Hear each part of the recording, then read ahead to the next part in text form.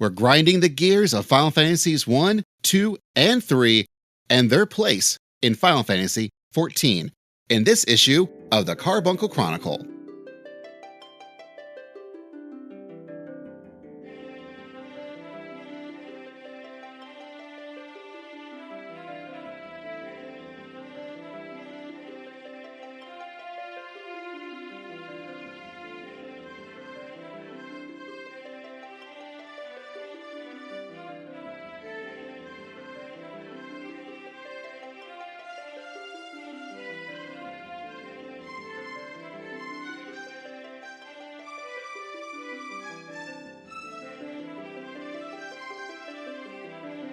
Hello, adventurers, and welcome to the Carbuncle Chronicle, your podcast for everything awesome in Final Fantasy XIV. I'm Basil, and I play a Lalafell summoner named 4K Rydiske on Leviathan. I'm Anna. I play a Lalafell dancer named Cormia Rydiske on Leviathan. Though in honor of our guest today, I also play a hero dancer on Coral. It's true, because it's not just the two of us. Oh, no. We are very, very blessed to have two very special guests. You know them, you love them, you've been seeing them play all sorts of video games like way back in the day, and Here's the Storm, but much more recently in Final Fantasy XIV, amongst others, including other Final Fantasies. Whenever someone I ever see online ask for recommendations for people that should watch, or people they enjoy watching play Final Fantasy XIV, these two guys always come up, I think, the very first. While Anna and I, we may bring the romance, they bring the bromance. Please welcome to the show, Garrett and Kyle from the Grinding Gear Media Empire. Welcome to the show, guys. Oh, what an intro. Oh, my goodness. I play an Ellison astrologian named Valgon on Coral. Yes. I play a pure Dark Knight called Tuna No Crust, also on Curl. Hell yeah, you do. That was wonderful. Oh, thank you for having us. We're so glad you guys are joining us. Yes. We'll be talking about Final Fantasies, the original ones. Well, sort of original ones. I mean, I'm guessing the Pixel remasters, but that's fine. Look, I think you're the only one here that played the originals, so. Yeah. Haven't gotten my PS1 hooked up for the copy of Origins I was gifted to try out a more official, release of 2. But is that not the one? No, skip that one. But yeah. Well, okay, so like the trick with those is that they are games designed to run on a cartridge, not off a CD. I've heard this. And so you get terrible load times all the time. And unlike like Final Fantasy 7, 8, and 9, where everything was designed with the CD loading in mind, that's why you have like the cinematic like opening pans and endings for the fights and things. It's to disguise load times. You just get the loading in these old sprite games. That is not the way. I would very much say if you ever want to play them in their like original NES or Famicom forms, I am positive that there are ROM hacks for the original versions of those games that you can just play them in English. That's the way to do it. Yeah, that's what I've heard. I'm starting to get the bug to collect some retro hardware, and I was just like, well, darn, there's a bunch of Final Fantasies like I can't play because I don't know how to read Japanese. That's been the weirdest thing about our opening journey here is the numbers are wrong and there's no material about them. I've already met friends who grew up playing Final Fantasy because I didn't, that I've educated them on the numbering system of like 1 through 6 and its errors because they have somehow, even though they've played them, gone their whole life without realizing that they missed out on actual 2, actual 5, 3, 2, 3, and 5 Yeah. we didn't get, right? Yes, that is correct. Yes. Yeah. I've actually quite recently had this discussion with a buddy. I'm like, what? You love Final, you're like the biggest Final Fantasy fan I know. You're not aware of this? He's like, no, it never came up. I'm like, yeah, man, there's 3 Final Fantasies you haven't played. Also, 2 isn't 2 and 3 isn't 3. Enjoy this. Do with this knowledge as you will. Oh, I remember back in the day reading an issue of PSM where they're like, yeah, man, it's going to be called Final Fantasy VII. It's actually called Final Fantasy VII. They're just going to ignore that they had the weird names. And I'm like, wait, that's what was going on? Oh, man. Oh, so lately with the Pixel remasters. I feel they do I have some friends who gripe about them, but I think they're wrong. The Pixel remasters are a wonderful way to play these original games. As far as I can tell, with the reading and the research that I've done, like they're pretty faithful. They're easier, and they can be really easy if you use some of the options where you can really crank stuff up. But it seems like the flow, the enemies, the dungeon count, all of that stuff is fairly well preserved. Yeah, the real trick is that, well, for example, there's no mini map in the original games, and that if you really look at it, can sort of spoil you on like secret entrances or hidden paths that you normally would not see. You'd have to sort of experiment to get. And even the fact that the game's now in widescreen, again, it obfuscates less because the original games were designed in a 4:3 aspect ratio. But I think for what they're doing and being playable on modern systems on pretty much everything at this point, and they all run pretty well, I'm willing to accept those extra quality of life things and just enjoy the games. Like the core of those games are all right there, and they're all really fun. I would like to give I would like to say woe is me on playing the Pixel remaster of Final Fantasy III, because jumping out of that window in, I think it was the Tower of Owen, I've looked up the 8-bit version of that, and that is way easier to see in an 8-bit environment than it is in the Pixel remaster. It is so subtle in the Pixel remaster. We were stuck for like 20 minutes. Like, where do we go? What do we do next? Yeah, I've also I never played any Final Fantasy before 8. So I in the last year I have started the Pixel remasters, and I'm currently working my way through 5. But yeah, there are many times I'm like, Basil, what do I do? And he's like, I don't know. I was like, you played this on stream not too long ago, and you've played it before. He's like, I look it up a guide. It's like, thanks, son. Look, I play games in the moment, and then the moment's gone, and then so is my brain cell. We say the same thing all the time. Anytime we return to something in 14 that we've done before, like chat's always like, how do you not remember this? I'm like, listen, it's like studying for a test in high school. The second it's over, that information falls out of my brain. Yeah, that sounds like Basil and I. Like, because for some reason I can. I say for some reason. So I had to learn to play 14 on a toaster of a laptop. It was worse than probably a PS3, and I thought I was terrible at the game. Could not beat Titan to save my life. Turns out my computer was just shit. But I learned how to play the game by memorizing the fights very well and anticipating the mechanics. So unfortunately now I can still remember mechanics. So when we go back and do older things, I'm like, yeah, it's just this. And Basil's like, we did this fight? Thanks, son. Okay. Oh, so, wow. Yeah, I know the pain. That sounds like proper training, though, for Final Fantasy XIV rating. Like, that is what you end up doing, ultimately. Oh, yeah. Like, when people were complaining about the just the snapshots with the Fall Guys event, I'm like, guys, this is how I learned how to play this game. Like, this is nothing compared to the weight of the lands in Titan. Oh, I still feel that Fall Guys is one of the best way to introduce people to how some of these mechanics in 14 and how ping works so much better than some of the fights actually do. It really does. I miss it. They need to bring it back. It was around for a bit, but yeah, it's been a minute now. I'm just nowhere near my 100 wins. I think I had 5. Well, they've frankly been doing a really good job just giving us stuff to do. They have. That I don't think they need the quote unquote filler that is the Fall Guys event to tide us over or anything. There's so much with all the varied cosmic exploration of the Cult Crescent.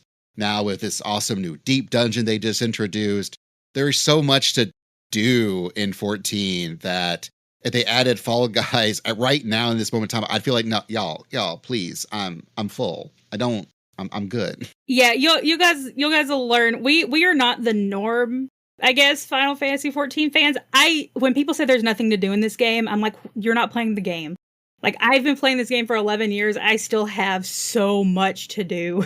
Just because I'm insane, I guess, and want to collect everything. We still, we've been playing nonstop for so long, and we still enjoy it. Like, we'll take breaks to play other things, but, there's so much to do in 14. It's ridiculous. Probably why I don't play many. That's probably why I'm still only on 5, considering I started the remasters last year. I mean, RPGs are big. They're very big, and then you add an MMO on top of it with coordinating people. Yeah, and this is my first MMO. Yeah, I had never played an MMO before 14.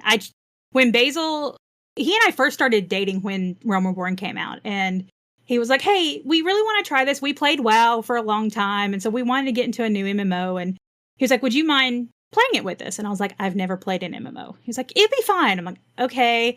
So I downloaded the free trial of WoW. Logged into that once, got utterly lost and confused, and went, yeah, I'm not going to like an MMO. And so he said, look, I'm just going to buy it, try it. It comes with a free month. Just try it.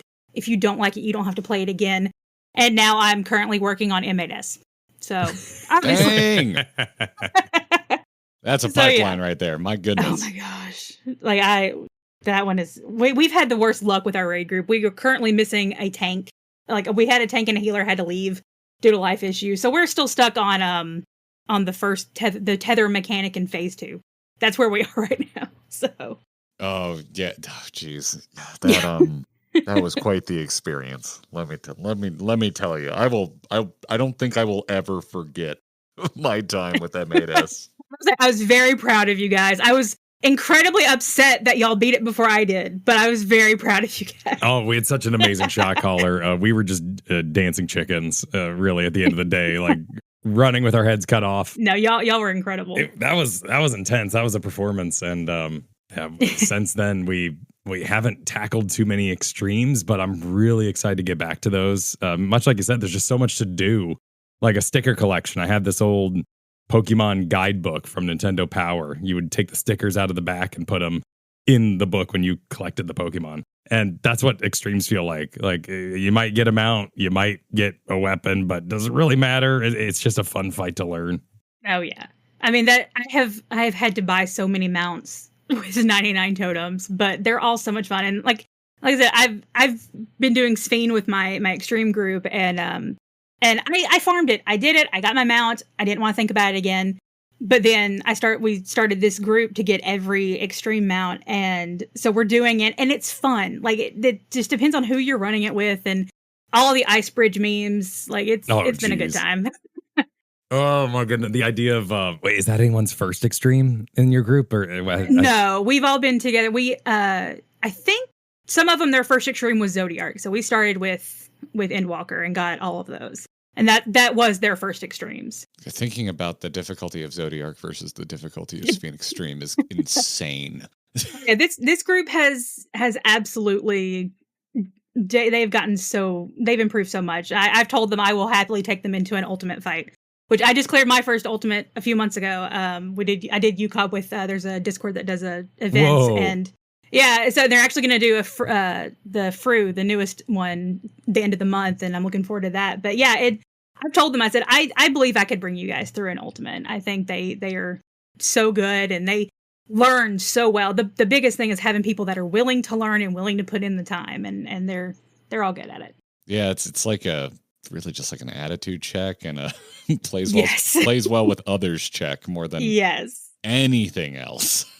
It's the ultimate cat herding experience. So yeah, that mental fortitude. Yeah. But to bring it all back to retro stuff for a moment, yeah, the reason why I was in this with this group was I wanted the culmination mount for all the mounts in an Endwalker, because it's the Final Fantasy IV Bahamut, but as a mount. And I joked when I want a rideable Baja Blast, and they all went, yeah, okay, we'll do this. And so I was hoodwinking folks, and many times we would need an 8th. And so I'm like, and I really need to join this group because you know these things and we don't. And so she joined, and now there's actually like 9 or 10 of us. And we kind of have to swap in and out as mounts are collected, because we had such a good time doing all the Endwalker mounts. We're like, well, let's now do Dawn Trail. Dawn Trail's here. We don't know what the final mount is, but I'm sure it'll be cool. And everyone likes wings. So the joke is this one is the Red Ronique gives you wings campaign. I appreciate that. As an energy drink enthusiast, I appreciate that. Oh, yeah. That's how Basil gets through conventions. It's true. Well, that or copious amounts of coffee, one of the two. But speaking of really good successes, I've heard y'all did a very successful Patreon campaign. Yes, congratulations. Oh, keeping up on us. Yeah, it went quite well. It was quite the month. Oh, and then I got sick. It was right up, but it's thank goodness we made all the way through it. It was a lot of fun. We've been playing Expedition 33 on stream for a big chunk of that, coming right out of all the retro Final Fantasies with Final Fantasy 3 right before doing the Manderville stuff. Just a kind of long list of things we were hoping to get to in the background of Final Fantasy XIV and getting that time to do it with the support of everybody. Thank you anybody who's listening who supported. It meant a ton to us to be able to gather up our support and plans for the next year. Yeah, I was really glad to see that y'all hit not all your goals, but a lot of them. And like I told Basil, I said he's gonna have to check out the Evangelion thing y'all posted because he's a big Ava fan, and I know he would enjoy that. So we're working on an edit for it right now, but it's it's hard to get past copyright concerns. Yeah, on YouTube. I can imagine. Yeah. So, yeah, speaking of Evangelion, the Carbuncle Chronicle is also part of what I like to call the Awesome Cast family podcasts. My original podcast that I've been doing for forever. It's called the Awesome Cast, your podcast for everything awesome. Well, a couple years ago, back when we were finally getting the final Evangelion rebuild movie and Amazon was releasing all of them, we decided to do a big old podcast series about Evangelion. So we've got one for the original show and End of Evangelion, then podcasts for each of the rebuild movies themselves, as well as a series of interviews with some of the voice actors who were in the rebuilds. So by the time I'm done in a day or two, by the time this episode releases for sure, you should be able to find it at awesomecast.com/Ava. So if you need yourselves or anyone else wants more materials about Evangelion, I've got you. Nice. I haven't dipped into any of that, but I just wrapped up rewatching the original series. Pretty sure I never saw the final couple episodes because it did not ring any bells. Yeah, when they did all that, that's the first time I'd ever actually watched it, and I am not a huge Ava fan, but all my friends are, so I'm like, I will let you appreciate it. So, but it was an experience. That is an inarguable statement. Yes, it is. Certainly an experience. It is an experience. I would attribute it to, I mean, it's essentially like my dad would get a new sound system and he would always play Apocalypse Now, the opening 3 minutes of it. And I grew up thinking, what an awesome movie. This must be the most badass movie that's ever happened. And then I got to watch the whole thing when I was in college. Kind of similar. Hey, you want to see a cool robot movie? Oh, yeah, that sounds great. Yeah, it's definitely a time. I also remember this was also back when Anna watched it. It was one of the first times they were doing the Moogle Tombstone event. So we were house sitting for some friends watching Ava while essentially running Circus Tower over and over and over again. It was sort of a culmination of everything that we're talking about all at the same time. Speaking of culminations, in a week, I think this weekend, by the time this episode comes out, Anna and I will be at Gateway Fate. It's an unofficial Final Fantasy XIV convention in St. Louis, Missouri. And we're actually putting on 2 panels along with our usual co-host Tobias. We're doing a Final Fantasy XIV retro music panel. So a lot of the music that we'll probably be talking, at least some of it today, as well as a brand new panel I've been building over the past couple of months called Useful 14 Websites That Won't Break the TOS. And let me tell you, when I thought up this panel and submitted it, all the recent TOS things and breaking it and mods and all that stuff, that had not come up. Well, that happened. We went, oh, Lord. You thought you were just being cheeky, and now you're being topical.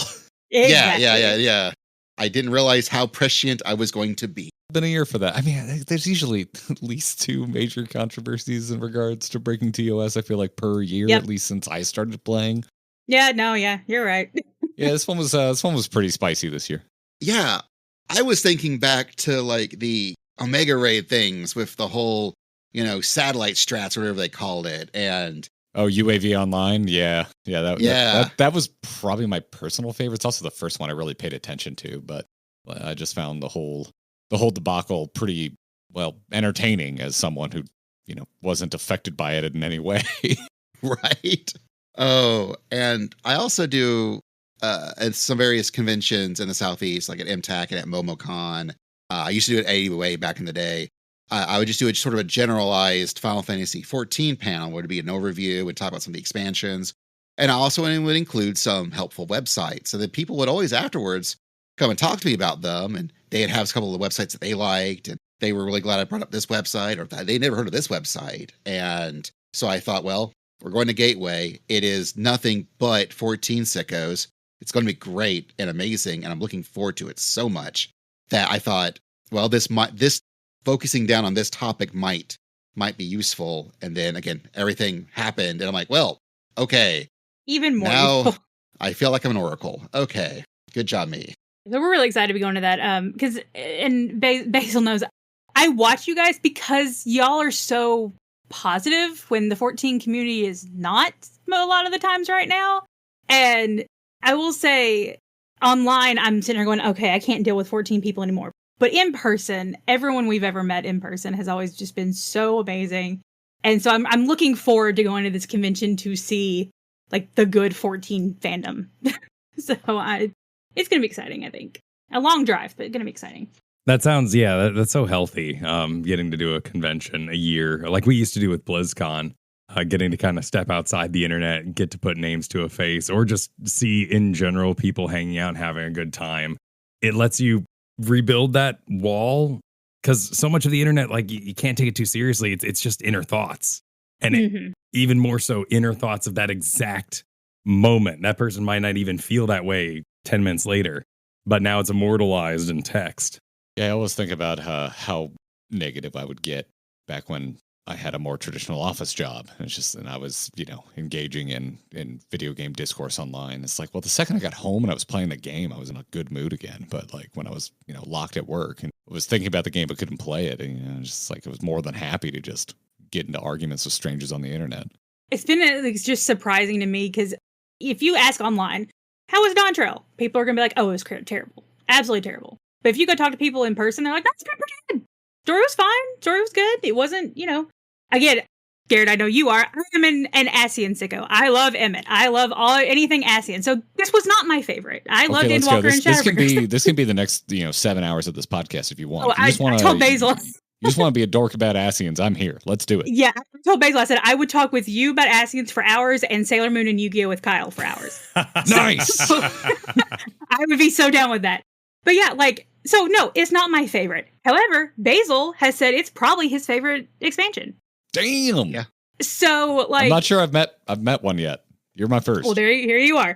Yeah, but and talking to other people, they're like, yeah, it wasn't bad. And we were thinking I think if you think of anything that 14 has put into the game, deep dungeons, just the events, what was it? We were talking about other stuff. Like any side content you can think of has been in this expansion. Like everything has been in this expansion. So like other people, when you talk to people outside of the internet, they've enjoyed Dawn Trail. Inside the internet, they have not. So it's interesting how the different perspectives you can get.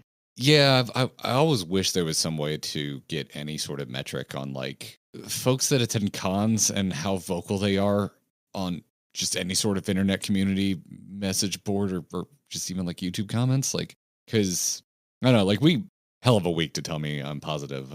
I've been called everything this week. So I'm not mad enough for the haters, and I don't think I'm positive enough this week for the fans.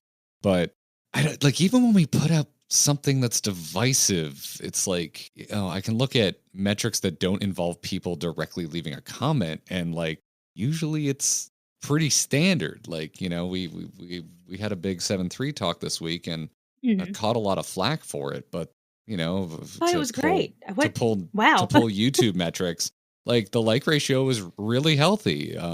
Then the views were solid, above average for us just chatting MSQ. And so I'm like, interesting. The comments are, everyone just kind of arguing, and most, like, I guess to try and be as fair about it as possible, the comments were almost across the board, folks picking out whatever they disagreed with and making that their comment, and then other people kind of latching on and agreeing with them. not too many comments that were like, yeah, this is enjoyed it, y'all. Good talk. So I feel like I struggle to consider the folks that don't leave comments because I'm like, well, a lot more people watched this and gave it a thumbs up than left a comment. So maybe they just enjoyed it and went on their merry little way. Well, tell you what, I will start trying to leave a comment from now on because I enjoyed it. I'm always terrified sometimes when I'm listening to anything 14 related, like, because again, people have been incredibly negative, especially this expansion, and I thoroughly enjoyed it. I thought it was a great discussion, and like I said, this is the reason I keep watching you guys. Like, you guys and Mr. Happy are the ones that I'm willing to watch right now, and Jesse. I really like Happy. Happy's good people, and he also has a great deal of patience because every time we have him on, it pretty much devolves into us using him like Wikipedia for Final Fantasy XIV's history. Oh yeah. So we just bombard him with like, hey, have people been this mad in the past? Yeah, actually. And then he has like exact dates and patches and anecdotes. Oh yeah, to pull I from. don't know how he remembers specifics like that because I'm like, yeah, I know people have been like this before, but I could not tell you specifics like he can. I mean, patience. It's so just to sing his praises again. Like when you're asking him something, even if it is what a teacher might call a bad question, maybe the class would call a stupid question. Like he might be mad at the content of the question that he even has to discuss it, but he's so welcoming in the way he describes it and walks you through why it is the way it is, why this job is considered underbalanced and all that.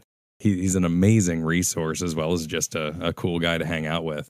That's all. Yeah, that just reminds me of a professor I had in college. It was a music history class, and he was the type of teacher who would say, all right, who wrote Mozart's Requiem? And you would say, Bach. And he's like, well, I know why you would think that.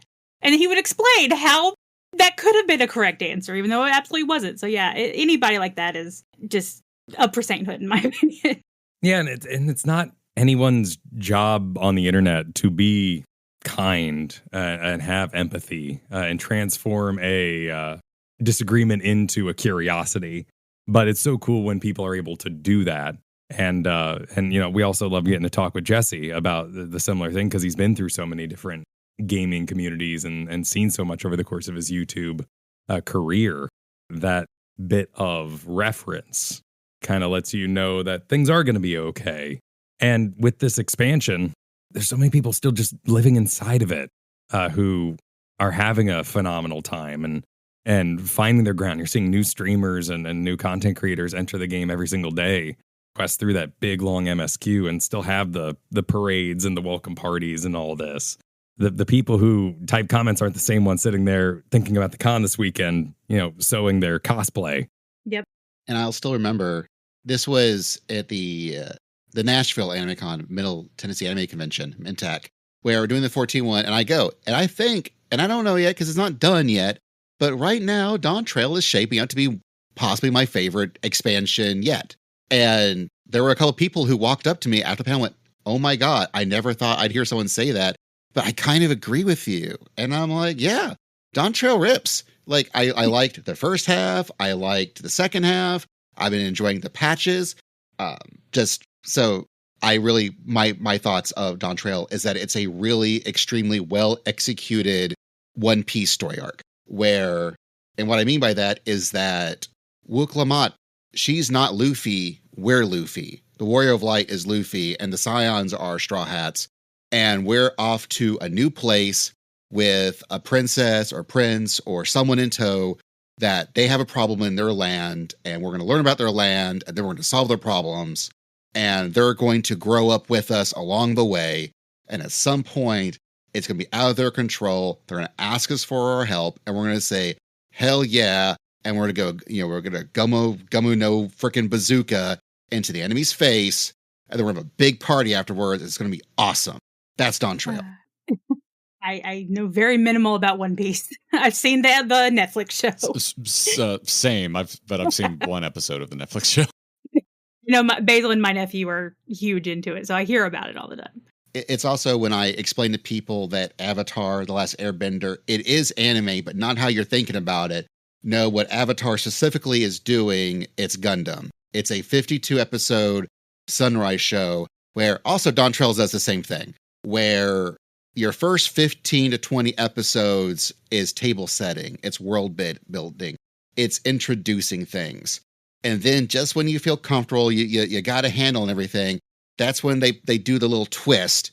And you're like, oh, something's actually happening in this show. Okay. And then that's when it, quote unquote, gets good. And that's what, amongst the various books of Avatar, it does the same thing where the first chunk of book 1 is good. And then you get to that final fight and suddenly there's little twists and turns on setting up the table setting for the rest of the show. And once you get that twist, you're on board. For me, that was the same thing of Dawn Trail right up until right before Heritage Found. And something happens.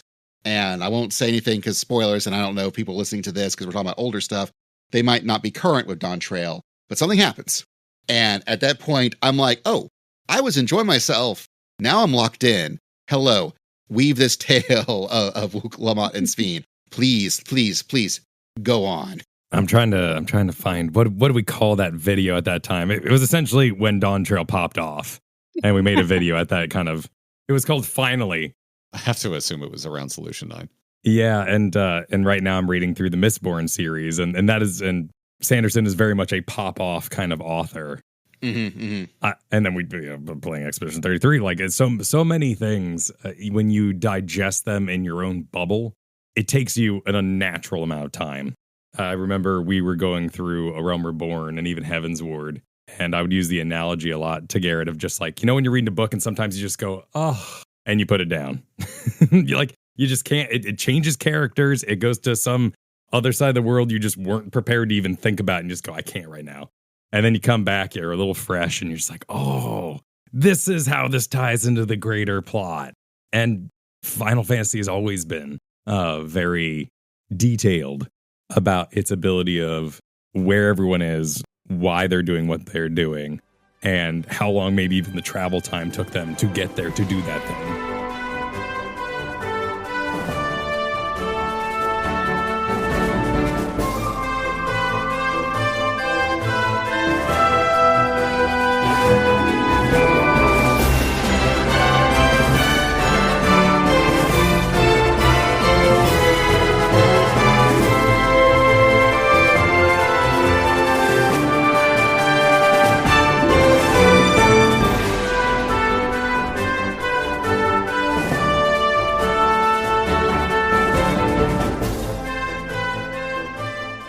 So, speaking about Final Fantasy in general, we should actually start getting into our actual general topic of the original Final Fantasies. So, my first question to y'all about that is, how did the two of you first learn about Final Fantasy? Oh, God. Oh, I remember. Oh, man, this is traumatic. It was intense. I changed schools in 7th grade, and I went from an Xbox school to the PlayStation school. No, there's no logic here. It was in the same state. Kyle? Yes? Xbox was not out when you were in 7th grade. It wasn't? Wait, not even close. Wait, what year was I in 7th grade? That would have been like what 98. Year was Halo? Halo was, we were like 2 years into high school already. What year was that? Hang on. We're doing fact checking here. We're fact checking my story. Halo was November 2001, so almost 2002. I think you're around my age, so you would have been a freshman. Well, PlayStation 1. I had it wrong. PlayStation 1 was N64, right? Yes. Yeah, you would have gone from N64 school to a PS1 school. Okay, all right. So rewind the story. Excuse me while I childhood explain you. There we go. Yeah. So 7th grade, I went from an N64 school to a PlayStation school. And I couldn't relate to anybody. They all had PlayStations. I don't know why they all had PlayStations. I think I was closer to like the tech side of town where all the tech parents worked all of a sudden. My mom worked for Intel. I don't know if that had something to do with it. But suddenly they all really cared about cloud, and something about Final Fantasy IX will always haunt me. That guy in armor standing in the back, just staring at me like I'm an outsider. He haunts my dreams as I tried to adapt to this new landscape that wasn't all based around Zelda and Mario. I couldn't tell you when I learned about Final Fantasy. I was probably browsing video game magazines while I waited for my mom to go grocery shopping, because I would usually just go over to the magazine section and veg out until she was done. And I mean, the earliest memory I can remember told this story on stream a ton of times because I haven't gotten there yet. I've never played it. My only exposure is Kingdom Hearts, but I remember looking at some magazine. I don't know if it was, a PlayStation magazine or what, but I just remember Squall in the lead up to Final Fantasy VIII being on the cover of a magazine and just being like, this is the coolest video game character I have ever seen. And then I'm just being like, oh, it's for PlayStation. I will never play this because I also didn't have a PlayStation. I had an N64 at the time. But that's my earliest memory of like knowing it was a thing. And then Spirits Within came out, and that was kind of it. It was freaking sweet, is what it was. I love that for you. Yeah, I had never heard about it until I got a Gateway 98, and it came with a disc that had a demo for Final Fantasy VII and Tomb Raider 2. And that is a time. Yeah. So I remember the 7 demo was some kind of Colosseum type thing, and you could summon this being called Shiva, and I was hooked. I was like, what is this? I need to play this. Unfortunately, my first Final Fantasy was actually 8, and I didn't beat it because I got it was my first RPG, never played one, and got to the beginning of disc 4, and I had my friend come over. I was like, Josh, I can't beat this boss. He went, your gear and everything is just absolutely terrible. You're not going to beat this fight. And you could not leave that zone. So the only thing I could have done was restart the game. And I have not done that yet. This was... Oh, wow. One day I'm going to. That's why I'm playing through all of them now. And so one day I will beat 8. So 7 was actually the first one I did beat. I did 7, 9, 10, 10-2, then 14. So I'm a terrible gamer when it comes to Final Fantasy. I did the same thing in KOTOR. I got to the final boss. I couldn't beat him. I had to restart the whole thing. The only Final Fantasy I had growing up that wasn't a Kingdom Hearts game was I got a copy of 10 with my PS2. So after N64 ran its course, my next console was a PlayStation 2. And I was so in over my head. I didn't grow up with RPGs. Pokemon Red was it. Love that game. Probably the game I've still beaten the most to this day is the OG Pokemon. But just something about Final Fantasy X, like I just didn't even, like I was probably still a year or two out from thinking about games within a genre or like even just kind of pattern recognition from one game to another. So 10 just kind of like, it kind of stunned me. I didn't really know what I was doing. I'd never played a game like that before. I just knew I liked the story, but God, if I could find my old memory card and load up that save, like you'd probably take one look at my gear and my build and be like, what were you doing? Oh no, the sphere grid confused the shit out of me. Yeah. I was like, what am I supposed to do? Yeah, it wasn't until a few years ago when we started streaming Final Fantasy XIV that like I learned that like Blitzball wasn't popular. Like I was like, oh, what? I liked Blitzball. I couldn't have experienced that game in more of a vacuum, like completely unspoiled, didn't know anyone else playing it. I got to, I don't know what Seymour fight it was, but couldn't beat him. Never continued past that point in that game. So, yeah. And then I remember my mom picking me up like 10-2 because she was like, oh, he played the first one. I'll get this for him. So I played, I don't know, 25% of that game without beating it. I love that one. That was my favorite. Without even knowing the end of original 10. I do remember really enjoying the gameplay of 10-2. I cannot wait to get there in our lineup to see like if it matches up with my extremely fuzzy memories at all. But I do remember thinking I remember first loading it up like and being a teenage boy and being like kind of embarrassed, be like, ooh, this doesn't seem like it's aimed at me. And then just still being like, well, mom spent good money on this. I'm going to get my money or her money's worth out of this. So I've continued forward. And I do remember having a good time, but that's about it. There's a trend right now in streaming, maybe the last 2 years, of World of Warcraft streamers looking up and going, well, what'd I miss over the last 10 years? And a lot of Final Fantasies is the answer to that too. Oh, yeah. I am the resident old here, as I tend to be in places. I grew up on the NES. That was my first console, and I was very much a Nintendo kid growing up. And this was his the era birthday where is Mario Day. It explains a lot about him. His birthday is Mario Day. It's true. That is accurate. Oh, March 10th? Yeah. Yes. Oh, nice. And in fact, when I was in elementary school, cute factoid, I made up my own Nintendo fan club logo called the Nintendo Maniacs, and not realizing I really enjoyed graphic design when I was like 7 or 8. But my mom would go buy puff paints and I would make my own t-shirts. Oh, sick. And so Nintendo Power was my Bible. And so that's how I first learned about Final Fantasy was Nintendo Power. And they had a big spread about Final Fantasy 1. And of course, at the time, it was just Final Fantasy. We didn't even realize that there was already a second one already out by the time we got the first one. And my family didn't have a lot of money. So while we did have a Nintendo, I didn't have many games for it. So I'd go to friends' house that their parents did make money. They were both in the tech sector and they had a copy of Final Fantasy 1. So my real original memories of Final Fantasy 1 is I would start the game. They wouldn't let me save because that was their save file, not mine. But I could play it and I would get to the marsh cave, then die. And I did that for so long, even when I bought it on the Dawn of Souls with 1 and 2 on the Game Boy Advance. I'd boot up the first one, I'd play it, and I'd get to the marsh cave, and then I'd stop. I didn't actually finish 1 until the Pixel Remasters, but I played a lot of the first chunk of 1. Although I think I've sort of already gotten the answers for the first Final Fantasy that you really sort of played or experienced. So let's skip ahead, and I want to ask you, what now, as we are now all adults, what draws you to Final Fantasy? Kyle?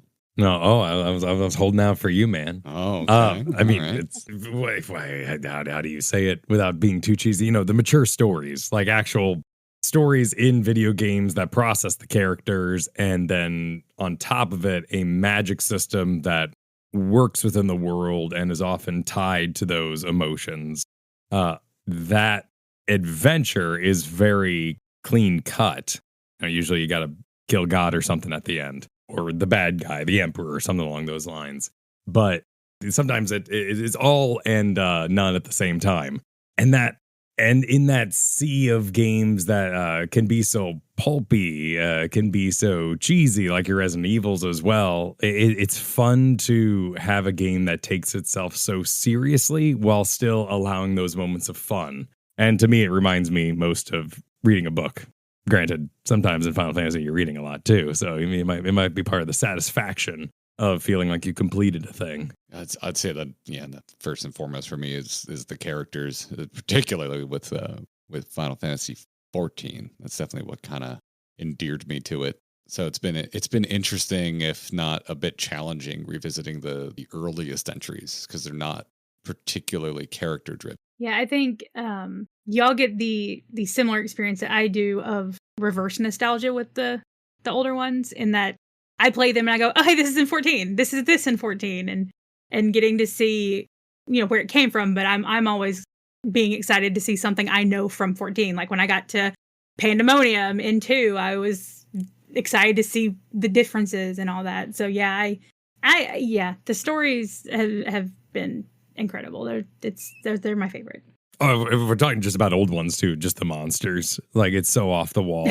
It's so bizarre. Just tape some arms on a bee, yeah, and call it whatever the hell you want. Like that level of creativity and freedom it's not really seen anywhere else in gaming. And I think that's just so cool.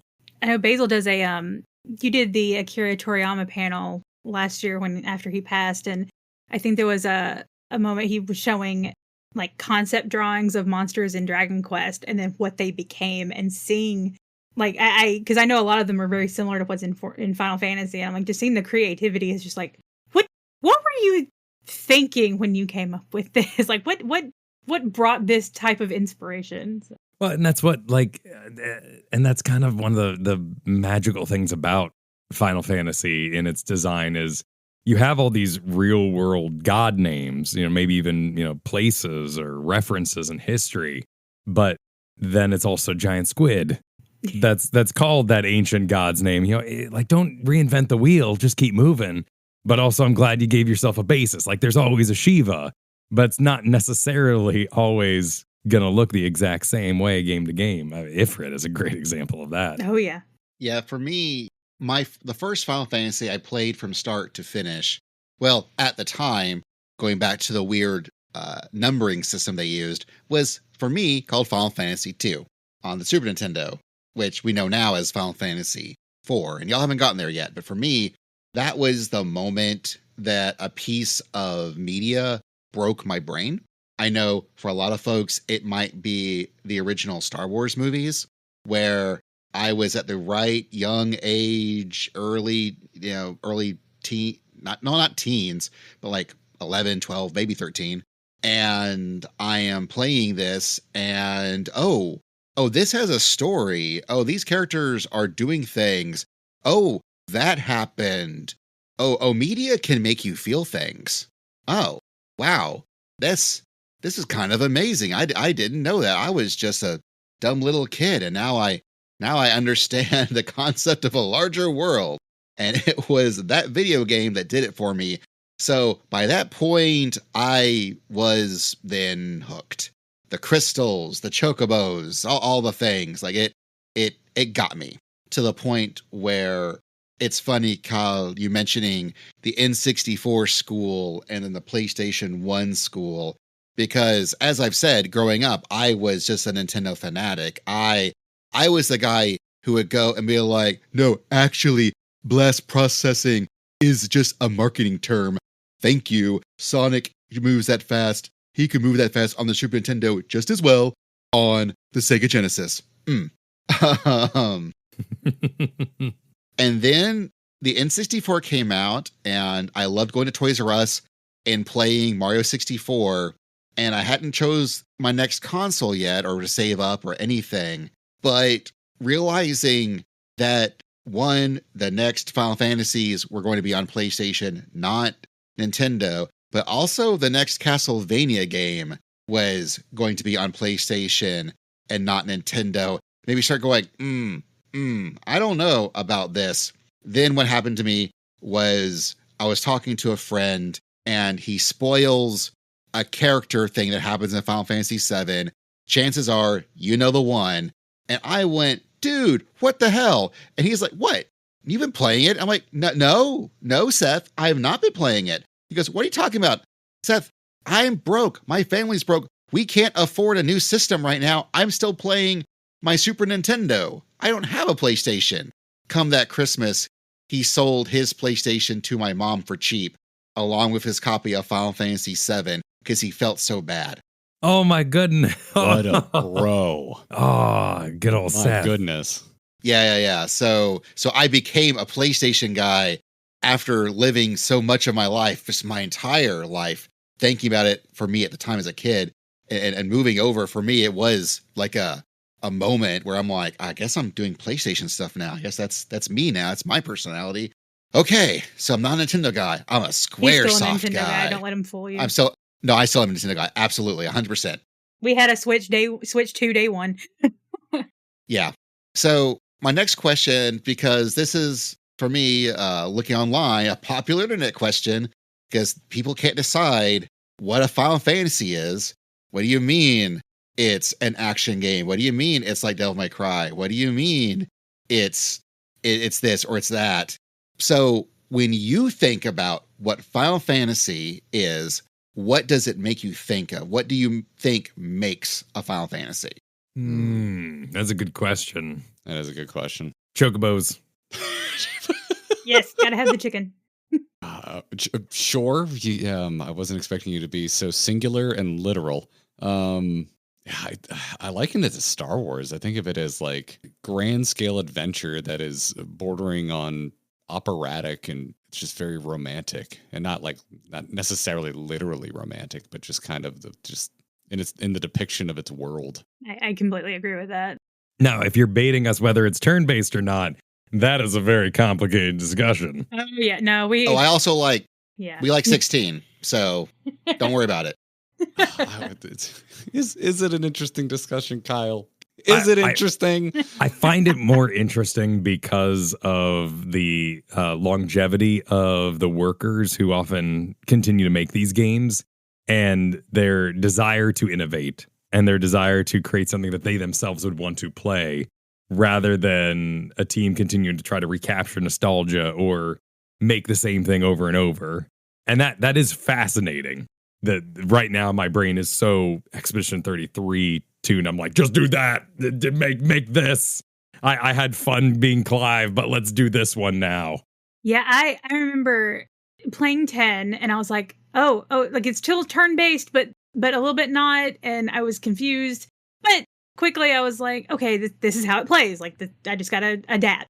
And then going to 14, I was like, I don't know how the crap to move anything. But I will say, like, I played 16 and I never played a Devil May Cry game. We played the 7 remake, and so I was like, okay, that's kind of what I was thinking it was going to be like. But I thoroughly enjoyed 16 and its gameplay. I think I'm one of the very few that did. And I felt like I was pretty good at it. Like, Basil was like, you really should probably play Devil May Cry after this. But yeah, like, I feel like what Garrett said, like, as long as it has the, Final Fantasy is known for their story, is known for, just, like you said, the operatic, like the grand adventure. Like, there's so many things that make it feel Final Fantasy. I don't really feel like the turn-based or not makes it. Like, because you always get excited about the certain monsters. You get excited about the certain, the certain tropes that we all know. Like, people see them in 14. Like, they'll see something, go, oh yeah, that's totally from this Final Fantasy or from this one. But it's all Final Fantasy, and it's like, I feel like those are the things that make it, not necessarily how you play it. I don't know. And I'm really interested whenever y'all get to playing Final Fantasy IV, because that's when they introduced the concept of the active time battle system. And they introduced it because the guy designing the combat systems and things, he was trying to recreate the feeling, he says, of F1 racing, where he wanted a little bit more of an action, exciting element to it that they couldn't do in the previous games. So even back in the Super Nintendo era and beyond, they were still always thinking about how they could make even the turn-based games more action-y. So I really don't think that whether it's turn-based or action, it can still be a Final Fantasy. But again, we are talking about the older Final Fantasies. Y'all have played now through 1 through 3. What prompted you to actually start this journey? Are you waiting on me, Garrett? I'm thinking, because we had so many conversations about it. Other than your I chat bugging you. I don't think I can pinpoint a singular jumping off point. Like, just we've been asked to play so many of these, and we've thought about playing so many of these, and I think we got up to a point where, like, 2 to 3 times a month when we would meet to talk about what we're doing, what we're gonna play, what we're gonna, what our next video is gonna be. It would inevitably devolve into something that didn't help us at all with our schedule for the next week, because we would end up being like, should we play Final Fantasy? Insert your number here. And it would always spiral until we couldn't decide what one to play and when to play it. And at some point when we were having a larger discussion over, kind of what our 2 to 5 year plan looked like, was it me? I think it was me, Kyle.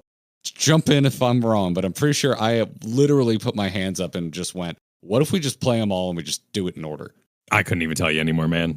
Yeah, we circled that so many times, and ultimately that was the choice, right? Like, there are ones in here that may not be people's favorite, ones that people do not emotionally resonate with. However, those are important to the greater journey, and I love seeing that transformative process. Was particularly weird in 3 to see, the chameleon turn kind of sideways. The art was absurd. But to see that, sprites were strange. But to see that evolution is just so captivating. And there's no other way to do it. You got to start with 1. You can't put the genie back in the bottle either. Like, if we jump straight to 7 and then to turn around and be like, well, what was it like before this? Well, now it's not even a spoiler concern. It's just it was right. It was the right thing to do. Okay, I now have an additional question, because I'm actually kind of curious. When y'all get through 10, are y'all going to actually try 11? Yes, with a plan. We are going to cut off a chunk of it and see it in its chunk and tired. There will be a stopping point. There will be something of a guided tour. I know there's like I know Final Fantasy's raid right now is kind of hitting the highlights. I don't think we'll make it that far.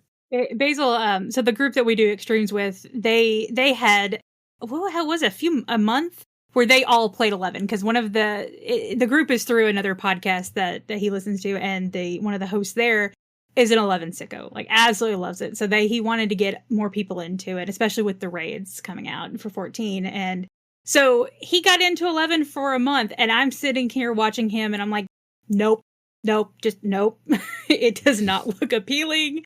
It looked so janky, but at some point I'm probably gonna have to dip my toe in it because the guy over there, Vic, he loves 11. He was like, look, just try it, just try it once. I'm like, I don't wanna.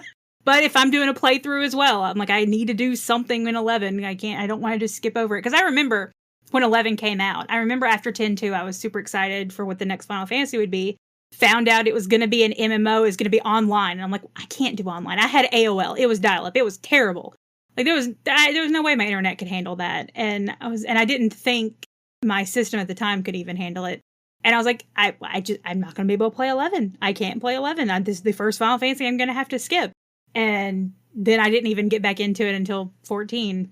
And, but yeah, so I feel like 11's very much it's a thing. So I wish y'all best of luck when you get there. I know people that are so passionate about it. So hopefully it'll be fun. Because I know Basil's enjoyed it. I still enjoy it. Like, I've been playing it again. So yeah, the other podcasts we're talking about since now, full disclosure, it is the Charlie and Dropouts podcast. They're part of the Axe of the Blood God RPG podcast family.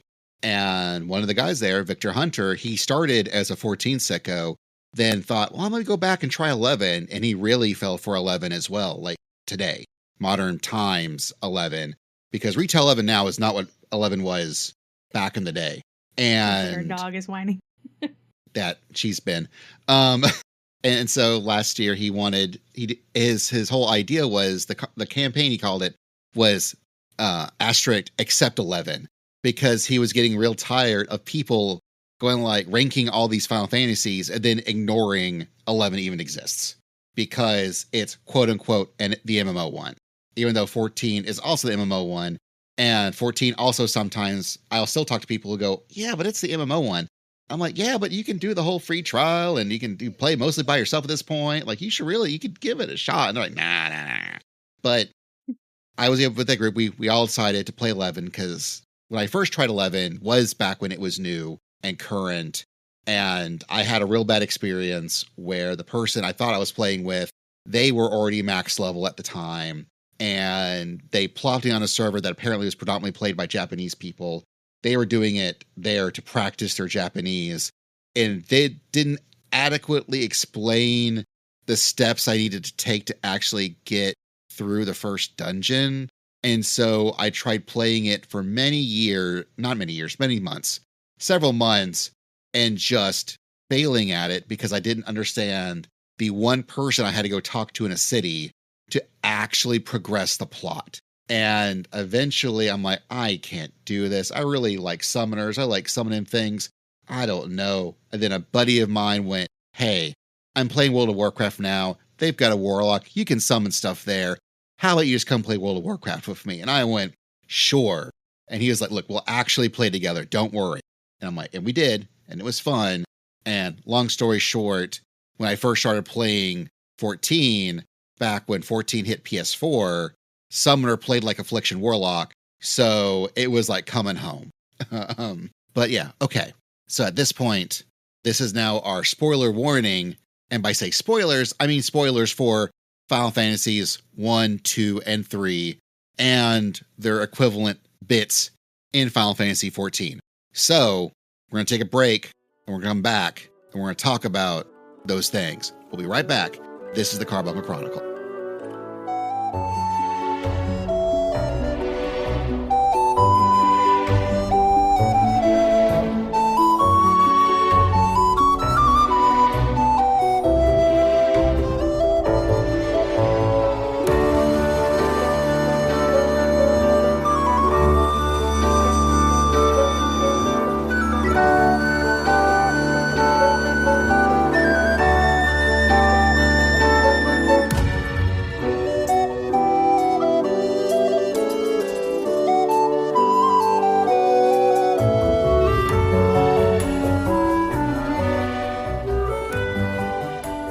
We are back here at the Carbuncle Chronicle and the wonderful gentlemen of the Grinding Gear.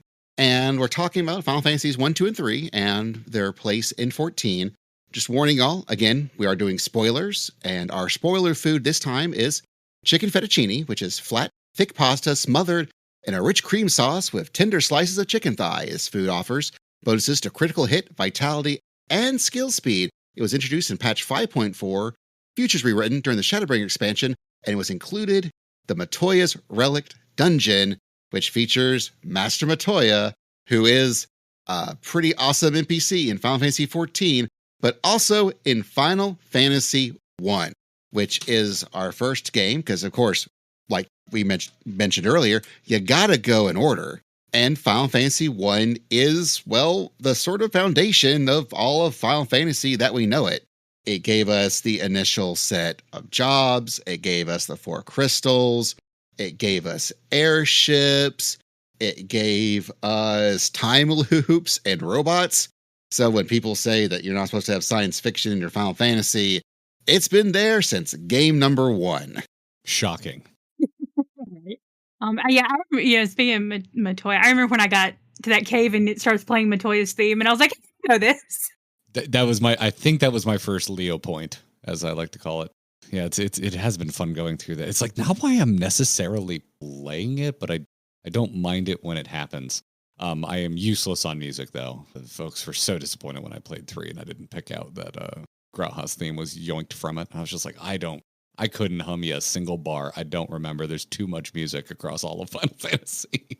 I'm glad you brought up the time travel thing, though, because that was probably one of the biggest, O's. I think we spent all of Final Fantasy XIV saying, they're not going to go that far. There's no way they do time travel. That's ridiculous. If only we had known. It's literally how the franchise kicks off. And then your stream crashes right before you do the time travel. Yeah, Final Fantasy 1's got to be the biggest surprise so far. Now that we're exiting the 8-bit era, even though we were playing pseudo 16-bit interpretations of the games, I think it's my favorite. I really like Final Fantasy 1. It's such a solid adventure to set off on. I agree. Between 1, 2, and 3, I do agree. I think 1 was my favorite. I think I made a joke that isn't really a joke. I think it's how I actually feel in our Final Fantasy 3 video, that it was nice of them to release all of the 8-bit games in the order of quality. 1 is my favorite, 2 is my second favorite, 3rd is easily my least favorite of the 8-bit games. Yep. I remember, was it 1 that we were playing and I was like, why is Black Mage so terrible? And you were like, don't worry, it gets better. It gets better. They it's all like get better. It gets better. Just keep going. Final Fantasy 1, it really is, I don't want to say lightning in a bottle, but they certainly caught the lightning. And I think they've been able to, keep the lightning in that bottle a few times. But it's just this really neat take on the whole RPG genre, because this was back when their big influences were things like Dragon Quest, but also stuff like Ultima or Wizardry, and even just base Dungeons and Dragons. So much of the monster designs, they'll have different names, but they really did look through that monster manual and went, I want that one, and I want that one, and we'll call this one Marlboro for some reason. I want that one. Yeah, barely legally distinct for sure. It was the effort that they put into transforming them minimal, but it's just so classic. What can you say? It stood the test of time, and you really can't assault it for what it did with that Gygaxian look. Now playing it is very much a case of, I love it when Japanese creators will take something that's very, what one would think Western, then put their own spin on it. And just through that lens, you get something really neat and cool. Like, for example, Evangelion and Christian and Jewish mythos and things, and them just filtering it through what they think looks cool. And you get something really interesting out of it. It was just it was classic in just a really well executed way. And I don't know, of the 3, it's the one I have the biggest pull to want to go back and do a challenge run, or just an intentionally different run, build a different party, go through, see what I can pull off. And it's also one of those games where with enough preservation and thoughtfulness put into it. I'm pretty sure any party combination, you can do it. A friend of ours, he loved back in the day, he would do the 4 white mages and go through and play the whole game like that. He joked like back in the day in high school, that was his party trick where you're like, hey, want to see me play through Final Fantasy 1 with nothing but white mages? And they're like, you can't do that. And he's like, yeah, watch this. Oh, that's sick. Was one the one with the bridge with the war machine thing? Yes. Okay. Yes. I got held hostage by my own chat room. I was watching that.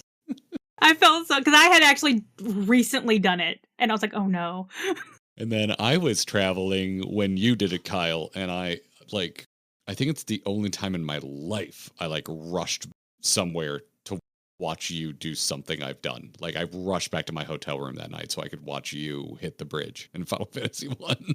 That was good. I was very proud of my luck that night. Yeah, you found it way faster than me. I'm very jealous. RNG, it's the worst. Good old War Mech.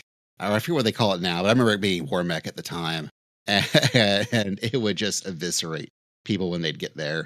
Like I remember talking to friends in elementary school and scouting and things, and that was always the thing of like, did War Mech get you too? Yeah. Yeah, it was rough. Again, we were like 10 years old here, talking like we're survivors of a war. Like you think we'd left Vietnam the way that we were talking about Final Fantasy, but that's how it felt at the time. It was that robot could F you up. I had a few of those growing up, like the Water Temple and Ocarina of Time, that as everyone in school was hitting that, just like coming to school with just this dejected look on their face. It's part of the magic of that time period and the oral storytelling. It's all we had. Well, and maybe a Prima guide. Yeah. Eventually we'd all surrender and tell our dads, hey, can you go out and get me a guide? Yeah, back when I was a kid, that was actually, I think, if memory serves, if it wasn't the first, it was one of the first Nintendo wrote a strategy guide, because there was tips and tricks and things in Nintendo Power Magazine because they wanted to give people a leg up on these games because they could be hard. And I think Final Fantasy 1 was the first time where they're like, oh, they need more than just like a section. There needs to be an entire guide. And you got that in lieu of a magazine, was they just sent you the guide for that month instead. And while I didn't play and finish one until these pixel remasters, I read that guide from cover to cover to cover till it eventually fell apart. Those are so magical. I remember getting the VHS of Banjo-Tooie in the mail. I don't know why. I don't know why Nintendo Power did that. But they were showing off Donkey Kong for the... Yeah, Donkey Kong Country. Yeah, they were trying to sell you the expansion pack. And so they sent out VHSs in the mail. Wow. Oh, yeah, I remember that. Yeah. Oh, wait, I think I got that. Wow, that is a memory. Yeah, I had a Nintendo Power sub for a while, too. I really wish I still had those issues laying around somewhere. Yeah, my parents were like, no, it's too expensive. So I would just look at it whenever we'd go to like you said, the grocery store or Walmart or somewhere, and I'd go find the magazines. I got one. I could at some point I broke my folks down. They're like, okay, you can have one subscription, but you got to pick. And for a while it was Nintendo Power, and then I got really into Sonic comics, so I swapped it out for the Archie subscription to Sonic. Nice. Yeah, one of my core memories of a kid growing up was my dad. He would take me to Books A Million, and so he would go and then just read all the various newspapers they had that was from around the country. So he'd read like USA Today, Chicago Tribune, New York Times, and all that. Well, I just hang out there for a little bit. And then I would just walk over like 10 feet to the video games magazine section, do the same thing, only with like EGM and Game Pro and Game Players and all that. I still do that anytime I travel, but I just know all the news. It's so disappointing. Well, I mean, also the landscape of people, playing and talking about and reviewing and commentating on games is also now just so much more online than it was then, when magazines were how you found out about stuff. Yeah, it was it was a massive part of my childhood. I guess because I was subscribe to Nintendo Power as well. I didn't really think of it as journalism because, like, yeah, it's Nintendo Power. They're writing about Nintendo games. They want you to buy Nintendo games. It wasn't like until I remember my family moving to the middle of nowhere and cable wasn't an option. They got satellite, and I got like G4, and I was like, wait, Oh yeah.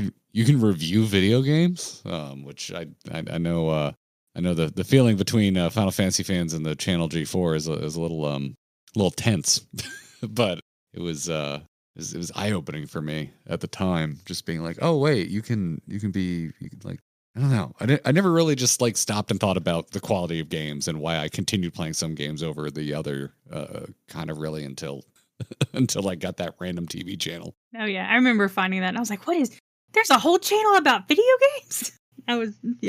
Yeah, as a matter of fact, that's how I've seen a lot of, like I remember seeing like old Final Fantasy cutscenes because they had a 30-minute show that was just cutscenes from video games.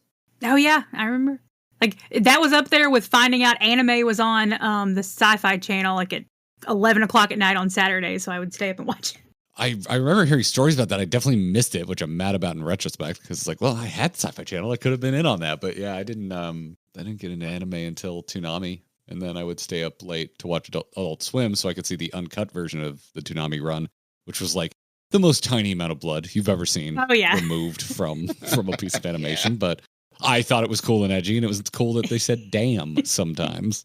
Oh yeah, Toonami was definitely my go-to. That I remember first seeing Sailor Moon on there, and I was like, I love this. And I now have quite a Sailor Moon merch collection. It's pretty sad. But it was amazing. It was amazing. Between that and then 4 Kids with Yu-Gi-Oh, I was like, this is great. And then my friend Josh like happened to figure out how to download other anime that was still in Japanese from the internet and like burn them onto a CD for me so I could watch them on my computer. And that's how I found like Magic Knight Rayearth and Chobits and Cardcaptor Sakura. Dang, that's you just. I just feel like I'm hearing Kyle with a different voice rant about his childhood. No, when y'all were doing Endwalker and Kyle, you were making the Sailor Moon connection, I was so excited because I had done the exact same thing when we played through it. And I had sent messages to a friend of mine. I was like, Esther, they're season 1 Sailor Mooning us. And so when Kyle started saying that, I was like, Basil, you're not going to believe this. I can attest to both these things. We did a bad thing and played Endwalker in the same room. Should not have done that. We learned. I feel like you can divide anyone who's ever watched our streams into 2 camps. Those that heard Kyle liken Endwalker to Sailor Moon and thought it was the most mind-blowing thing they had never considered in their life, and the people who are like, oh, this ruined Endwalker for me. It's one or the other. That was such a fun time. This is like, I've barely seen any Sailor Moon, so I was just such an odd man out, but I had so much fun watching so many other people just get like activated like a sleeper agent when Kyle was just going off on his Sailor Moon analogy. I was so proud. Oh, for me, I was actually sort of in that actual first camp of, it didn't ruin it for me, but my pods went, oh, I see what they're doing. Okay. It lowered the stakes of the final zone for him when I said that. He was like, oh, well, okay. Fine. It's a great story structure. Yeah, use it absolutely. And they made good use of it. And for me, I felt they did something similar, but with a twist in that final zone of Dawn Trail when you're having to, turn things off. And so for me, it was like, I now get what people were feeling in Endwalker. I am feeling it now in Dawn Trail. Okay, I understand now. But before we move on to 2, I do feel remiss that a lot of the music that we think of in Final Fantasy, a lot of it also did start very first with Uematsu's tracks in 1.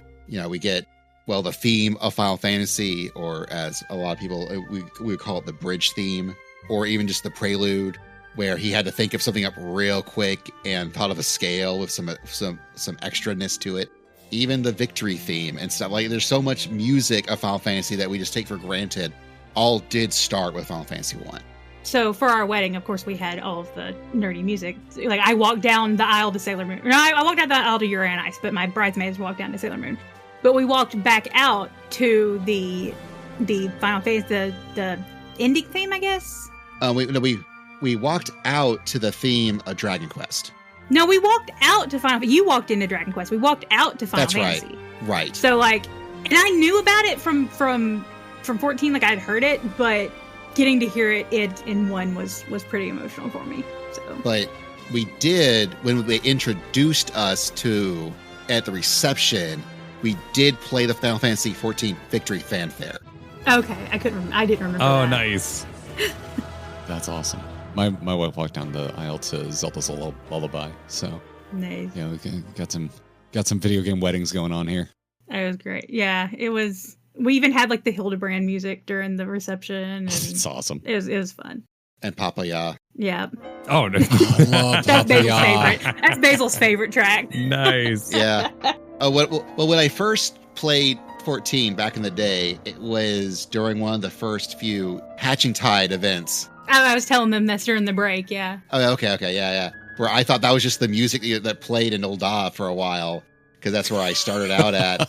And so when the cat girls are dancing to it, I'm like, oh, yeah, it's the music the cat girls dance to. That's cool. Not realizing it's a vent theme.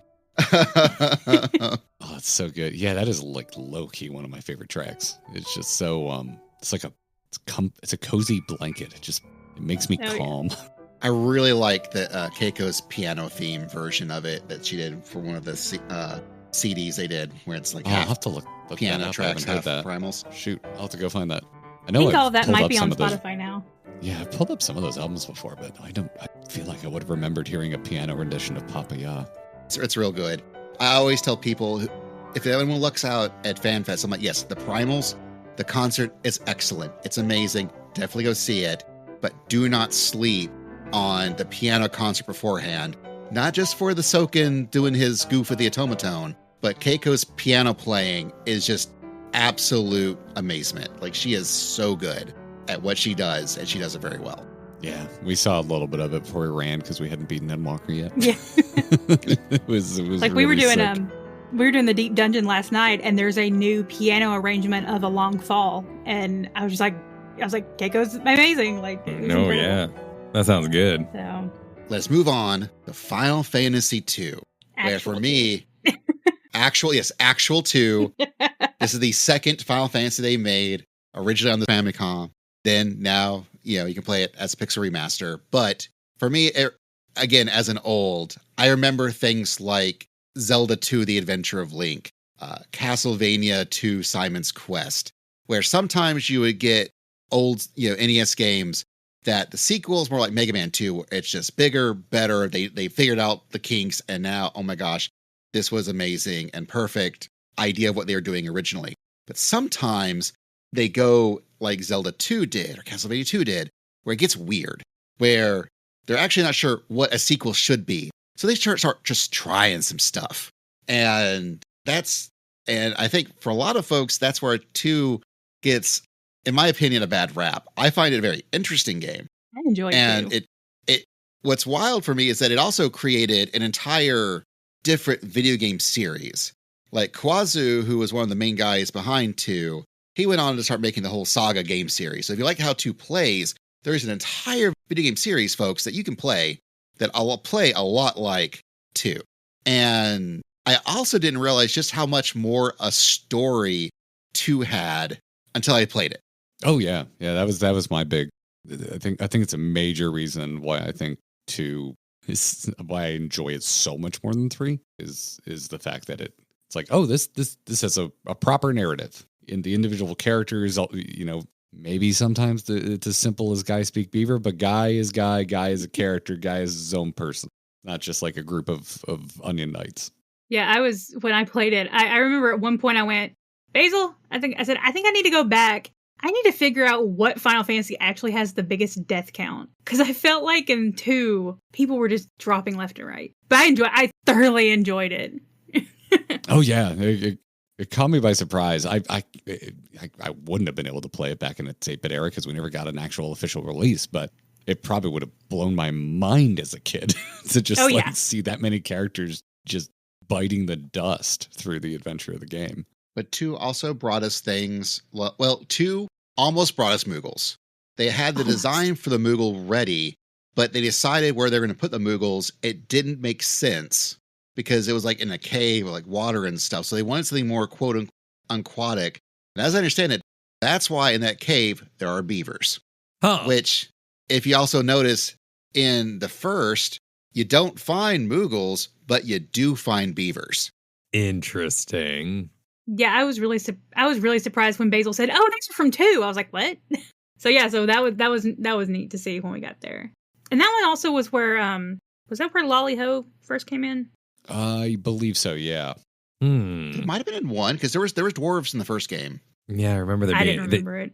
It wasn't as defined. Yeah. For the first one, also again, it's very much Final Fantasy 1 is so secretly D&D coded, where you have elves and dwarves, and they're sort of in their own little areas of the game, but they're there. So I don't remember if Lolly Ho was 1 or 2. It's been a minute since I've played the games. Okay, it's looking like it was supposed to originally have appeared in Final Fantasy 1, but it was localized to Hooray. Ah. Okay, that sounds right. Okay, if okay, yeah, I'm on a wiki. I'm on the wiki entry for Lolly Ho right now. So Oh, God bless. God, 12 bless y'all. 12 bless the folks out there hitting the wikis, doing the hard work for us. I do know that 2 did give us Sid. Yes, 2 is when we first got Sid. 2's the first Sid, yeah, and I believe that's true across like regardless of what version you play. Or wait, did they shoehorn a Sid into the Pixel remaster of 1, or am I misremembering? I don't think so. Okay, They did shoehorn a Sid in the Game Boy Advance version of 1. that's what I'm thinking of. Yeah, I know there's a technical Final Fantasy 1 Sid, but he is not accepted by a majority of the fan base as an actor. It's Look, he didn't get a magic card, so he doesn't count. That's right. Yeah. He's like Anakin. He can sit on the council, but he's not granted the rank of master. I need to watch Star Wars again. I recommend. When Anna mentioned that she liked 2 more than 3, and that y'all liked 2 more than 3, I'm like, oh man, that is I was so excited. I was like, 7 degrees. that is not normally how that goes. Yeah, I think I wonder how much of it is an effect of playing these games publicly, because like heading into 2, we just received so many messages about adjust your expectations. This one's pretty rough for a lot of people. This is their least favorite. It's this or 13. They kind of go head to head for popularly derided, popularly unpopular Final Fantasy entries. And I don't like, 3 was just so random and so devoid of story for me that I was just like, really? Y'all hating on 2? I guess you really like the job system, because for me it was no contest between 2 and 3. 2 was also just it. I didn't have a kid's experience with it, so that's important to get out of the way. Like, I remember Roughnecks, the TV show, having like my first on-screen death and being like, oh my God, animation can do that. That was the Starship Troopers kids show. Oh, yeah. So, dude, it was so campy. It was comedy gold. He went to hell, punched the devil in the face, and came back. It made no sense. But that willingness to just be outrageous, and the system of leveling up your spells while very grindy still gave you investment in the characters. And in the end, 3, just hey, you finally got Dark Knight. Never mind, it's a ninja. It is better than that. It just like full-blown transforming your character. You just left that game going, who am I? What did I accomplish? Who was the Cloud of Darkness? I'm trying to remember if I played that before or after Chaotic came out, because I was like, I'm done with Cloud of Darkness. I do not want to see this thing ever again. Oh no, what a choice. Yeah. I still need to finish that. Yeah, it was bizarre. Like, I don't know. I feel like I'm unintentionally contrarian, because even with 3, my favorite part of it was the final dungeon, and then I mentioned that, and like everyone was like, "What are you talking about? The final dungeon's terrible." I'm like, well, it wasn't just full of monster closets like every other dungeon in Final Fantasy 1 through 2, so I kind of dug it. Like, mechanically, I thought it was pretty neat, and it felt much more like a what I think of as like a more modern dungeon, where you had to go to like the 3 separate points to accomplish a goal before you could even take on the final boss. Like, that to me like was much more rewarding than Even with the map system in the Pixel remaster, which can make things easier, like you still get got by those monster closets. Oh yeah. I still remember I should have kept a count how many times in 2 I'd walk into an empty room. Oh my gosh, I remember you streaming that, and I was like, jeez. Every time it was just an empty room. Yeah, and so that's why I was very surprised that the final dungeon in Final Fantasy III isn't more popular. Because like, what? But compared to 1 and 2, I thought it was awesome. Plus, it's quite the gauntlet, and we almost made it through without dying, which would have been a more authentic experience, as you didn't have quick save in the original version of the game. Yeah, we didn't. We biffed it on one of I think the second mini boss. I cast Reflect on myself, which means the heal spells went to the boss. I just didn't know how I Reflect. did that too. I did that too, and I hated it. Don't worry, that concept will treat you right in a later game, but I won't say which one. You villain.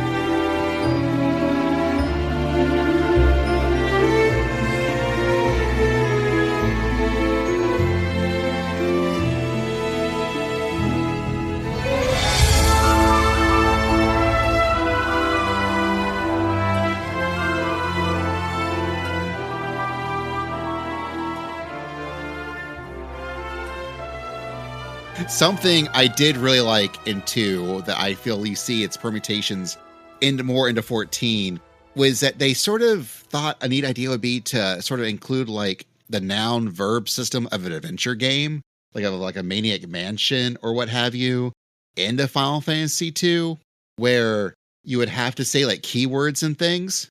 I really like that system. I thought that system was so unique and like so ahead of its time for an 8-bit game. Yeah.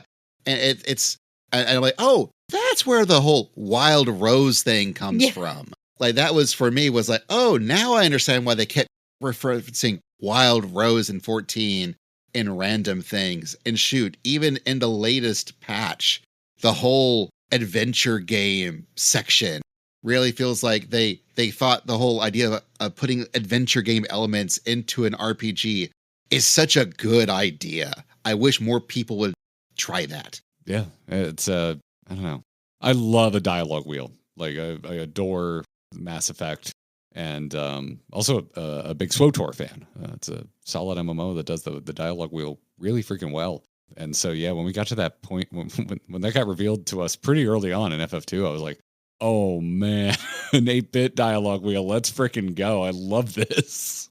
It was just, I don't know. It was neat. And I don't know what I was expecting. I probably should have expected that I would find the history aspect of this journey fascinating, but it's not how I entered into this. I just really just wanted my own opinions of these older Final Fantasy games. At a certain point, you can only be told how to feel about it so much before you're just like, I just want to play it myself and find out. But now it's just really cool filling in the blanks and seeing how this genre developed through the lens of playing Final Fantasy games. Even if they are with the Pixel remasters, because when I find an interesting system of one of these games, the first thing I do is like go look up like, okay, was this in the original? How faithful is it to the way it appeared in the original game? And so far they're all pretty darn faithful, with maybe some minor tuning adjustments.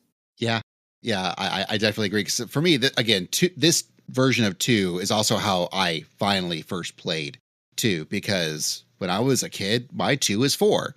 And I never really played any of the fan translations. Since I never finished 1 on the GBA, I never tried 2 on the GBA.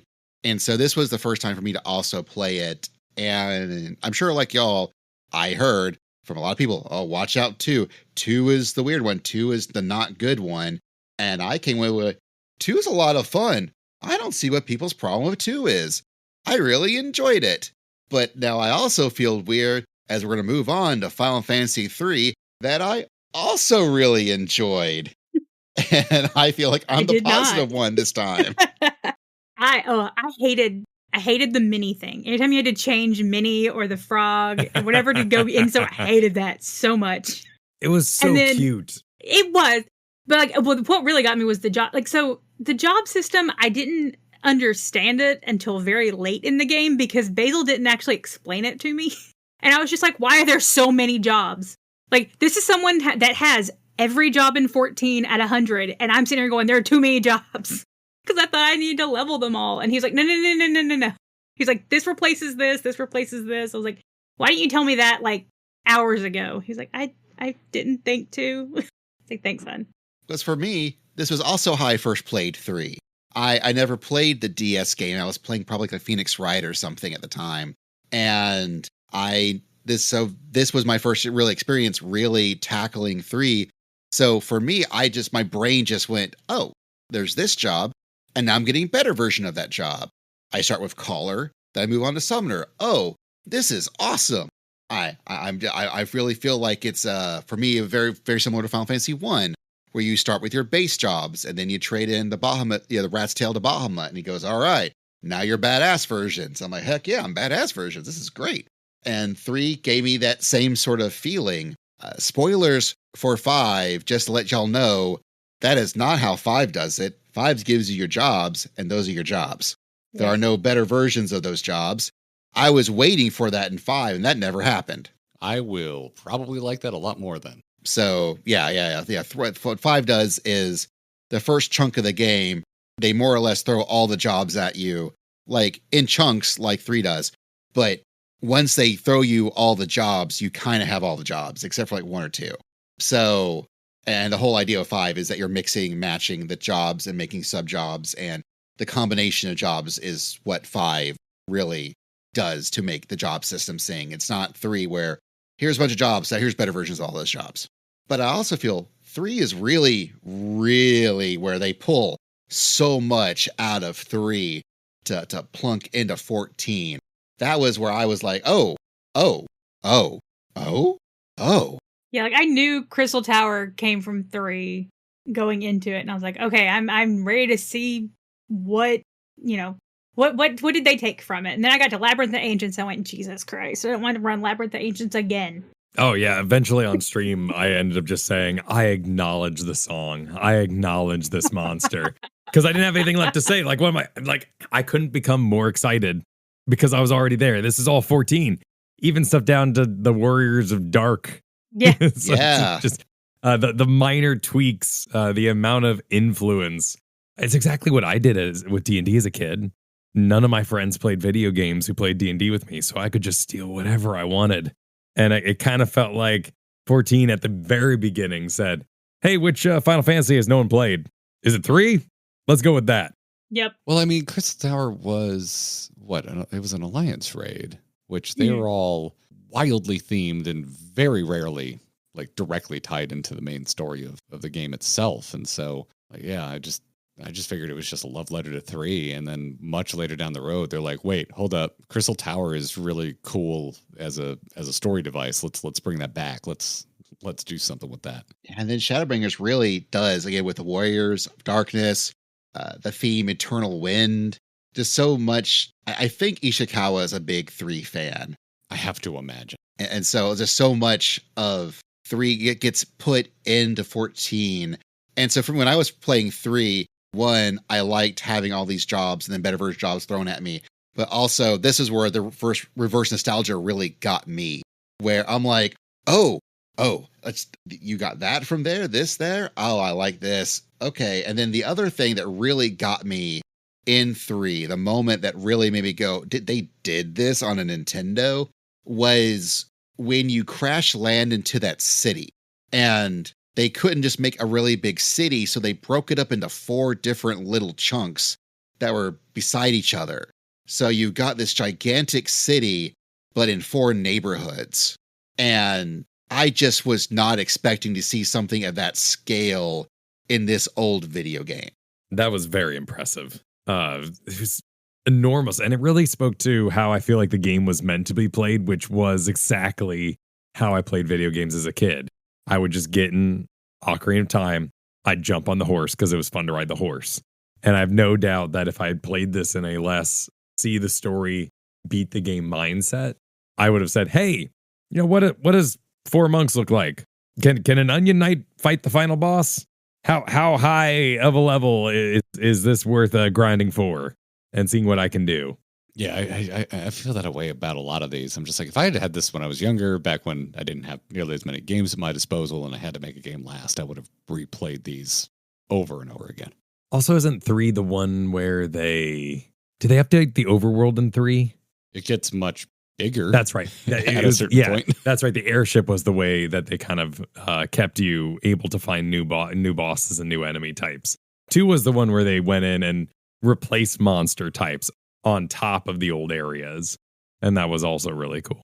That was really neat. It's so funny, too, because we're playing Expedition 33 right now and thinking about how the airship in 3 reminds me of a key mechanic of Expedition 33 and how it slowly opens up the overworld to you. Like, gives you a lot more things that you can go and explore and get that were there the whole time, but you couldn't get to it yet because your mode of transportation doesn't have enough upgrades.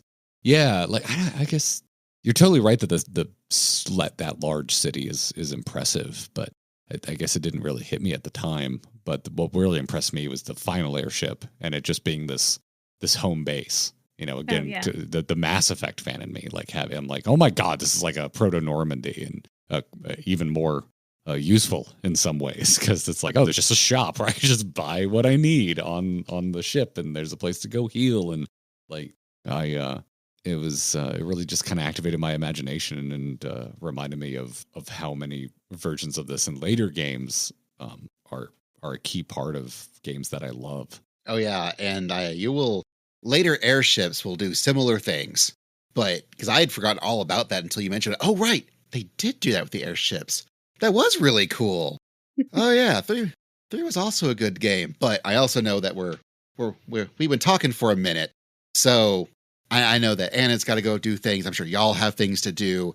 So let me wrap this up with the last question of, now that you've played the first 3, what are you looking forward to in seeing in the Final Fantasy games you've yet to play? And I know y'all played Endwalker, you've played the patches, you knew, a lot of that was from 4. Is there anything that you're looking forward to in 4, like finding what the source material was for that? Oh my God, yes, but I don't know what that is. It's like when you're learning a brand new skill and someone says, any questions? And you just go, I don't even know what question, what should I know about this? We've been told so many times, you're going to understand 14 when you see 4. What part? I'm very excited for that. Yeah, like I've mentioned already, it's not really why I'm going through it. The references are cool when we run across them, but it's far from the main reason I'm playing it. So I'm excited because I'm of the impression that starting at 4 and moving forward, that the games are much more narratively driven. And like, I'm just excited to run across a new Final Fantasy narrative that blows my socks off. Really standard answer I give is that I cannot wait to have my own opinion about Final Fantasy VII, a game which I have heard so many opinions about to varying levels of detail. And my personal desire is to get to 8, just because going back to hanging out in the magazine aisle, being like, the Squall dude looks so cool. You can build a gun into a sword. That's cheating. That's too cool. We're not allowed to do that. Like, I'm really looking forward to playing that. Plus, I really like Eden Raid, and I know that cut some cloth off of Final Fantasy VIII. So, all right, I'll give you that. There's one reference. There's a pretty specific connection to Final Fantasy XIV that I am looking forward to coming across. But I was interested in 8 long before Eden Raid. Well, and thankfully, 14, I still feel does overall a very good job of taking references but recontextualizing them within 14 itself. So, like, I know there's a lot of references in 4 in Endwalker, but again, a lot of them are also things unique to 14 themselves. So I do think y'all are in for some treats for sure. All right. Thank y'all both very much for coming on to our show. It has been an absolute treasure. Yes, thank Thanks you. for having us. Yeah, thank you for having us. Thanks for the chat. Thank you for not making fun of me for my opinions of early Final Fantasies. Never. Oh, no. They're your opinions. You worked very hard for them. Oh, that's good. I haven't heard that. Oh my goodness. Okay, I'm using that. You are welcome to it. And you're also welcome to plug your stuff. Please plug away. Oh, yeah. You can find us on YouTube at just search for Grinding Gear. Singular. There's not an S. We're not talking about cars. We're talking about gear and RPGs. And yeah, just look for the two goofy looking guys that use their real face on the internet. That's us. And real names too. Yeah, that's weird. That's weird of us too. But it's what we got used to too long ago. I am right there with you. When I started podcasting so many years ago, spoilers, it was in 2008 when I first tried to start doing this whole podcast thing. My first podcast ever was about Rock Band. Whoa, really? That's awesome. Oh, shoot. Okay, let's talk that because that's one of my favorite games of all time. It's really fun. It's really good. But maybe I'll have you on for Rock Band later, just on a different podcast. But yeah, so I was also doing the whole thing where I was just using my name because that was my name. Why not use Basil? That's my name. I'm trying to be a professional person on the internet doing my not professional podcast. So yeah, I am right there with you. Like when I have streamed here and there, I use my real face. So we are aligned. So speaking of things that are aligned, this has been an episode of the Carbuncle Chronicle, your podcast for everything awesome in Final Fantasy XIV. Our opening theme was done by my buddy DJ Inabito. He also goes by his actual name of James, but it was then redone by Anna to be of a more Final Fantasy thing. This editing for the episode was also done by Anna because she wanted to do it this time, and I am not going to tell her no. You can find our website at carbunclechronicle.com, or like I mentioned before, we're part of the AwesomeCast family of podcasts, and you can find all our things at awesomecast.com. There are lots of different podcasts. We've talked about lots of anime over the years. There are lots of interviews with anime voice actors. We also now have a more recent series we're calling The Awesome Table, where our friend Dylan leads us in conversations about tabletop role-playing games. And I mentioned earlier, we do have a section that's all about our stuff that we talked about for Neon Genesis Evangelion. All of that at awesomecast.com. You can also find links to our Patreon, our Discord, where if you want to talk to us about things, that is definitely a place you can go to. Our YouTube channel is AwesomeCast, but also Carbuncle Chronicle. Please leave us good reviews on Apple Podcast or Spotify or wherever you can review podcasts. That would be amazing. You can find us also online various places and social medias at either Carbicast or Carbuncle Chronicle. You can find me on things like Blue Sky at It's Basil Time.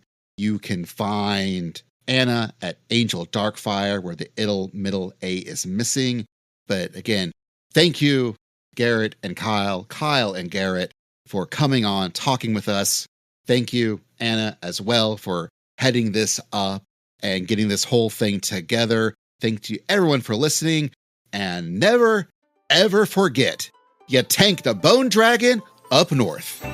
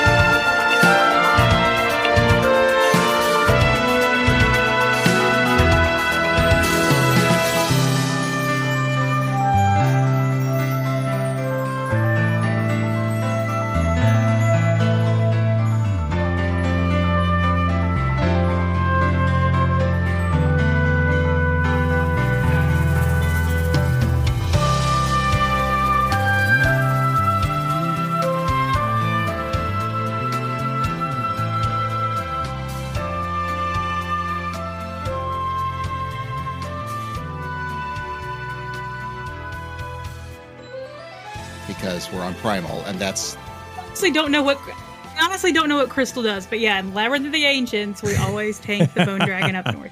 I just try not to spin things when I'm tanking. That's my Yeah. goal. Is I plant my feet, and if it's wrong, at least it's not spinning. Exactly. You Melees can do can't worse fuss than at that. you. You can Yeah. do worse than that strategy. That'll get you through.